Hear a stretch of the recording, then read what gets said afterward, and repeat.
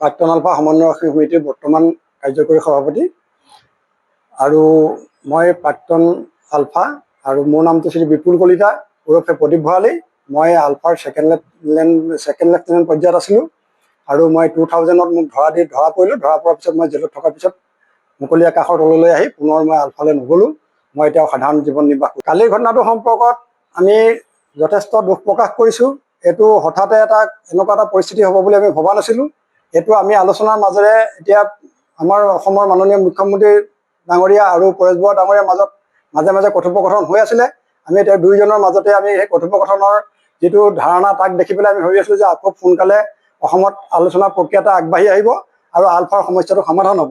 কিন্তু হঠাতে কালি এই যিটো পৰিস্থিতি হ'ল, এই পৰিস্থিতিৰ পৰা আমি এতিয়া সম্পূৰ্ণ এটা ওলোটা পৰিৱেশ দেখিবলৈ পাইছোঁ, যিটোৱে অসমত আগতে 92, 93ত যিটো পৰিৱেশ হৈছিলে তেনেকুৱা এটা পৰিস্থিতিলৈ যাতে আকৌ নাযায়, অসমৰ নিৰীহ মানুহৰ যাতে আকৌ ভয়ত দিন কটাবলগীয়া নহয়, তাৰ কাৰণে আমি দুয়োটা পক্ষলৈকে অনুৰোধ জনাম যাতে এই যুদ্ধৰ যিটো পৰিৱেশ সেইটো বাদ দি পেলাই আলোচনাৰ প্ৰক্ৰিয়াৰে কূটনৈতিকভাৱে অসমৰ যিটো সমস্যা, আলফাৰ যিটো সমস্যা, এই সমস্যাটো যাতে যিকোনো পৰ্যায়ত গৈ হ'লেও যিকোনো পৰ্যায়ত গৈ পেলাই যাতে আলোচনাটো কৰিব লাগে আৰু সেই আলোচনাৰ জৰিয়তে অসমৰ এই যিটো জ্বলন্ত সমস্যা, এই আজি দীৰ্ঘদিনীয়া যিটো সমস্যা হৈ আছে, এই সমস্যাটো সমাধান কৰিব লাগে।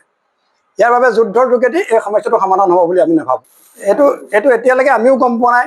অসমৰ মাননীয় মুখ্যমন্ত্ৰী ডাঙৰীয়াটো তেওঁ গম নাপাওঁ বুলি কৈছে কোনে কৰিছে, আৰু এতিয়া পৰেশ বৰুৱা ডাঙৰীয়াই কোৱা মতে এইটো ভাৰতীয়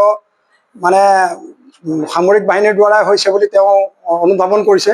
গতিকে এইটো আমি ভাৰত চৰকাৰলৈ পুনৰবাৰ আমি অনুৰোধ জনাম যাতে এই আলফাৰ সমস্যাটো যাতে ৰাজনৈতিকভাৱে সমাধান কৰক। অস্ত্ৰ শস্ত্ৰৰে যদি দমন কৰি পেলাই যাতে আলফা সমস্যাটো সমাধান কৰিবলৈ তেওঁলোকে আগবাঢ়ি নাযায়, কাৰণ এইটো যদি অস্ত্ৰ শস্ত্ৰৰে দমনত যদি সমস্যা সমাধান কৰিবলৈ যায়, এই সমস্যাটো দীৰ্ঘস্থায়ী হৈয়ে থাকিব, এই সমস্যাটো সমাধান সূত্ৰ নোলাব। নিহত হৈছে।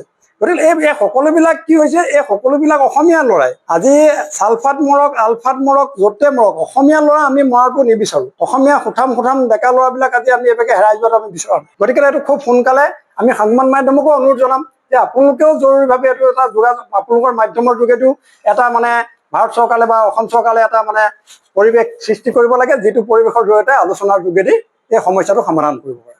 প্ৰাক্তন আলফা সমন্বয় সমিতিৰ বৰ্তমান কাৰ্যকৰী সভাপতি আৰু মই প্ৰাক্তন আলফা আৰু মোৰ নামটো শ্ৰী বিপুল কলিতা ওৰফে প্ৰদীপ ভৰালী। মই আলফাৰ ছেকেণ্ড লেফটেনেণ্ট পৰ্যায়ত আছিলোঁ আৰু মই 2000ত মোক ধৰা পৰিলোঁ। ধৰা পৰাৰ পিছত মই জেলত থকাৰ পিছত মুকলি আকাশৰ তললৈ আহি পুনৰ মই আলফালৈ নগ'লোঁ। মই এতিয়াও সাধাৰণ জীৱন নিৰ্বাহ কৰোঁ। কালিৰ ঘটনাটোৰ সম্পৰ্কত আমি যথেষ্ট দুখ প্ৰকাশ কৰিছোঁ। এইটো হঠাতে এনেকুৱা এটা পৰিস্থিতি হ'ব বুলি আমি ভবা নাছিলোঁ। এইটো আমি আলোচনাৰ মাজেৰে এতিয়া আমাৰ অসমৰ মাননীয় মুখ্যমন্ত্ৰী ডাঙৰীয়া আৰু পৰেশ বৰুৱা ডাঙৰীয়াৰ মাজত মাজে মাজে কথোপকথন হৈ আছিলে।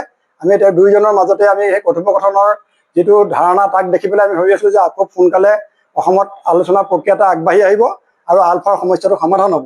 কিন্তু হঠাতে কালি এই যিটো পৰিস্থিতি হ'ল, এই পৰিস্থিতিৰ পৰা আমি এতিয়া সম্পূৰ্ণ এটা ওলোটা পৰিৱেশ দেখিবলৈ পাইছোঁ, যিটোৱে অসমত আগতে 92, 93ত যিটো পৰিৱেশ হৈছিলে তেনেকুৱা এটা পৰিস্থিতিলৈ যাতে আকৌ নাযায়, অসমৰ নিৰীহ মানুহৰ যাতে আকৌ ভয়ত দিন কটাবলগীয়া নহয়, তাৰ কাৰণে আমি দুয়োটা পক্ষলৈকে অনুৰোধ জনাম যাতে এই যুদ্ধৰ যিটো পৰিৱেশ সেইটো বাদ দি পেলাই আলোচনাৰ প্ৰক্ৰিয়াৰে কূটনৈতিকভাৱে অসমৰ যিটো সমস্যা, আলফাৰ যিটো সমস্যা, এই সমস্যাটো যাতে যিকোনো পৰ্যায়ত গৈ হ'লেও যিকোনো পৰ্যায়ত গৈ পেলাই যাতে আলোচনাটো কৰিব লাগে আৰু সেই আলোচনাৰ জৰিয়তে অসমৰ এই যিটো জ্বলন্ত সমস্যা, এই আজি দীৰ্ঘদিনীয়া যিটো সমস্যা হৈ আছে, এই সমস্যাটো সমাধান কৰিব লাগে। ইয়াৰ বাবে যুদ্ধৰ যোগেদি এই সমস্যাটো সমাধান হ'ব বুলি আমি নাভাবোঁ। এইটো এতিয়ালৈকে আমিও গম পোৱা নাই। অসমৰ মাননীয় মুখ্যমন্ত্ৰী ডাঙৰীয়াটো তেওঁ গম নাপাওঁ বুলি কৈছে কোনে কৰিছে, আৰু এতিয়া পৰেশ বৰুৱা ডাঙৰীয়াই কোৱা মতে এইটো ভাৰতীয় সামৰিক বাহিনীৰ দ্বাৰাই হৈছে বুলি তেওঁ অনুধাৱন কৰিছে। গতিকে এইটো আমি ভাৰত চৰকাৰলৈ পুনৰবাৰ আমি অনুৰোধ জনাম যাতে এই আলফাৰ সমস্যাটো যাতে ৰাজনৈতিকভাৱে সমাধান কৰক। অস্ত্ৰ শস্ত্ৰৰে যদি দমন কৰি পেলাই যাতে আলফা সমস্যাটো সমাধান কৰিবলৈ তেওঁলোকে আগবাঢ়ি নাযায়, কাৰণ এইটো যদি অস্ত্ৰ শস্ত্ৰৰে দমনত যদি সমস্যা সমাধান কৰিবলৈ যায়, এই সমস্যাটো দীৰ্ঘস্থায়ী হৈয়ে থাকিব, এই সমস্যাটো সমাধান সূত্ৰ নোলাব। নিহত হৈছে। গতিকে এই সকলোবিলাক কি হৈছে, এই সকলোবিলাক অসমীয়া ল'ৰাই আজি চালফাত মৰক আলফাত মৰক য'তে মৰক অসমীয়া ল'ৰা আমি মৰাটো নিবিচাৰোঁ। অসমীয়া সুঠাম ডেকা ল'ৰাবিলাক আজি আমি এবেগে হেৰাই যোৱাটো আমি বিচৰা নাই। গতিকে এইটো খুব সোনকালে আমি সংবাদ মাধ্যমকো অনুৰোধ জনাম যে আপোনালোকেও জৰুৰীভাৱে এইটো এটা যোগাযোগ, আপোনালোকৰ মাধ্যমৰ যোগেদিও এটা ভাৰত চৰকাৰে বা অসম চৰকাৰে এটা মানে পৰিৱেশ সৃষ্টি কৰিব লাগে, যিটো পৰিৱেশৰ জৰিয়তে আলোচনাৰ যোগেদি এই সমস্যাটো সমাধান কৰিব পাৰে। যিকোনো খবৰৰ বাবে যোগাযোগ কৰক 7099017330 লগতে 7099017110 নম্বৰত।